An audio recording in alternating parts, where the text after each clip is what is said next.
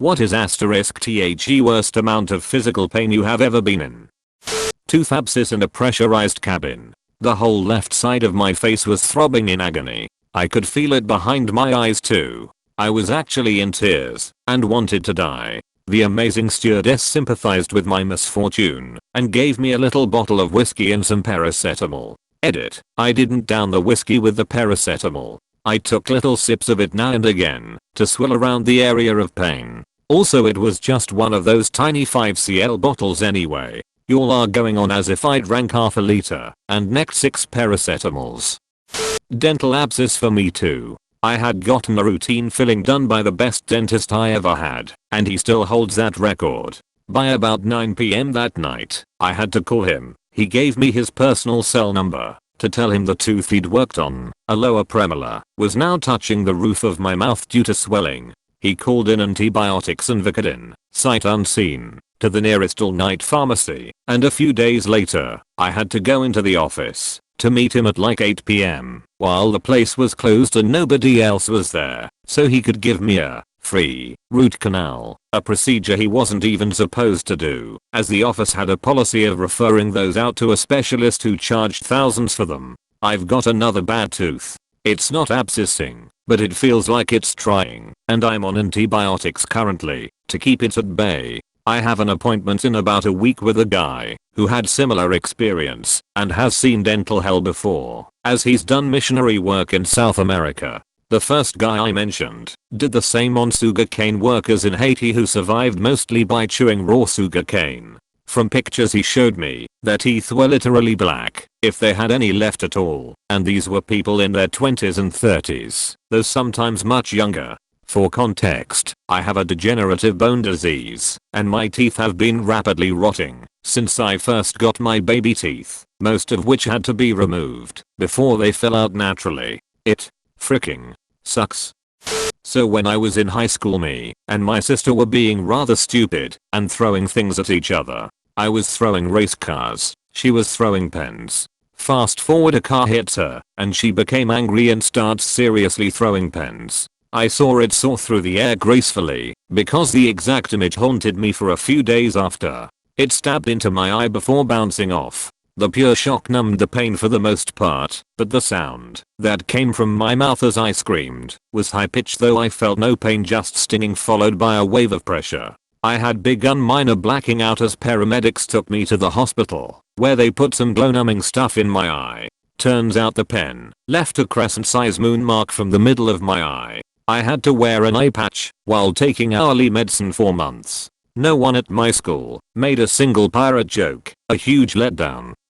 You brought back a semi-repressed memory. I haven't thought about it in years. I, like many kids, liked to play in leaf piles as a small child. But one time my brother threw a handful of leaves at my face. By some cosmically bad luck, I closed my eyes in a way that allowed the stem of one leaf to not only hit me in the eye, but be shut in it, literally hanging out of my eye, because my eyelid was holding it against my eyeball. I ran into the house screaming bloody murder. Don't really remember what happened after, but I know my mom pulled it out carefully, and I saw a doctor, hospital, shortly after. No permanent damage aside from other kids making fun of me for being scared of leaf piles. I still kind of am. I got my 2 front teeth knocked out when I was younger. They were permanent, and they came out completely, root and all. I got knocked in the face and literally spit them into my hand. But that wasn't the worst of it. The worst was making it to the dentist's office, who reopened to deal with the emergency, and having them shove the teeth back into their sockets, and then wire them to my other teeth. I think I was moving around too much for them to properly numb me up beforehand, so they just put them back in, and gave me meds after. Either way, that pain was worse than when they got knocked out. I had a double root canal over the next year, and got to keep one tooth for another 3 years and the other for 6 years. They were brittle, and got knocked out with much less force, but it's okay, because I got titanium implants a few years ago and finally have front teeth that won't fall out. Spider bite. Most likely brown recluse, not confirmed. 2 bites left side of chest. 2 bites left side. Single bite middle of back. All 5 progressed to full necrosis. Black skin and underlying flesh rotting off. A slight breeze against my skin was excruciating. Skin should never be a liquid. I have a very stupidly self-inflicted third-degree burn scar on my arm as a result of a foolish, stupid, nobody should ever repeat dare because burning myself with a piece of red hot metal paled in comparison to that spider bite. In a human vs spider fight, there's a damn good reason we are afraid of things the size of our fingertips. I'm lucky to be alive. 60% of my right hand is covered in scar tissue. It has healed pretty well over the years. You probably wouldn't notice unless I pointed it out, but back when I first suffered my injury, the doctor told me that I might lose some mobility in my fingers. If I'd managed to hurt myself while saving orphans from a burning ice cream shop or something equally heroic, I might be able to wave at people with pride. As it stands, though, my scars are the result of an undeniably stupid attempt at ridiculous science. See, I'd heard this rumor that Splendor, the artificial sweetener, would burn with a purple flame upon being ignited. Being the brash 20-something that I was, I decided that I was an adult and therefore free to conduct ill-advised chemistry experiments in the confines of my tiny apartment. Unfortunately, I soon discovered that Splendor on its own did not seem to be particularly combustible, so I mixed it with a generous amount of rubbing alcohol, dumped the resulting mess onto a ceramic plate, and set the whole thing ablaze. All of this, incidentally, took place atop a wooden desk in a carpeted room. As could probably be expected, things got out of control pretty fast. I soon realized that I couldn't extinguish the flames via conventional means, like blowing on it really hard. Furthermore, I didn't have anything with which I could smother the conflagration, so my only option was to carefully pick up the plate and carry it to the kitchen sink. Despite my slow, measured steps, I still managed to stumble, splashing the back of my hand with liquid fire in the process. It hurt like hell, but I knew that if I flailed around at all, I'd likely set the entire apartment alight. After what felt like an eternity, but was probably only about 10 seconds, I finally made it to the sink. I dumped the plate, howled in pain, and asked my girlfriend to drive me to the hospital. Worst of all, I didn't even notice if the flames were purple or not. TL. Doctor, a burning curiosity and an idiotic experiment. Pancreatic attack. I'd had bile stones in my gallbladder for a while.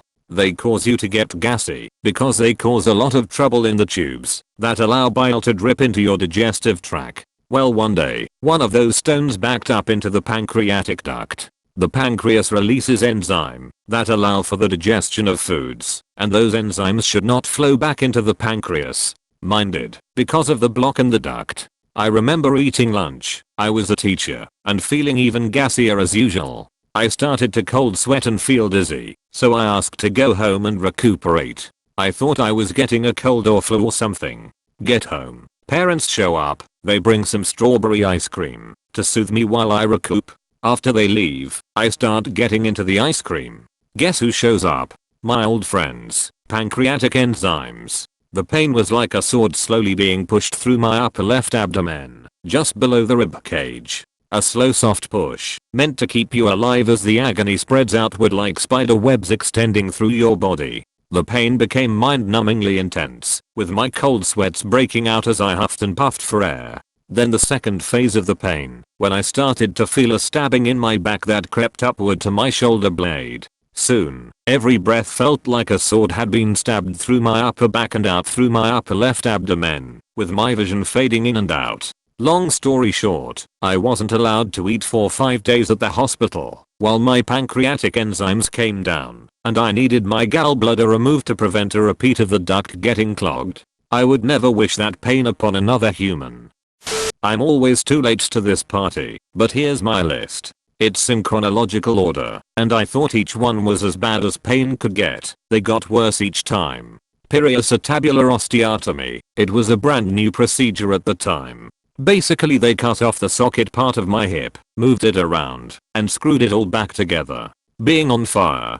Debridement in the burn unit. They rip all the burned skin off, then scrub the burns daily until you can have your skin graft surgery. Much worse than the burning itself. Headache. After a few days of trying to power through, I told my wife, this headache hurts worse than being on fire did. She convinced me to go to the drive. Turns out I have brain cancer. Recovery from brain surgery. They removed half my skull, took out a little of the tumor, then bolted me back together. Something bad happened in the surgery, so they couldn't give me anything but ibuprofen afterward. They didn't want me loopy from the dope, have it cover up serious brain damage. And worst of all, hearing on the telephone, "It's terminal. Get your affairs in order. You have a few months left." Well, that was 2 years ago. I told them I got things to do, and dying ain't one of them. Haven't died since.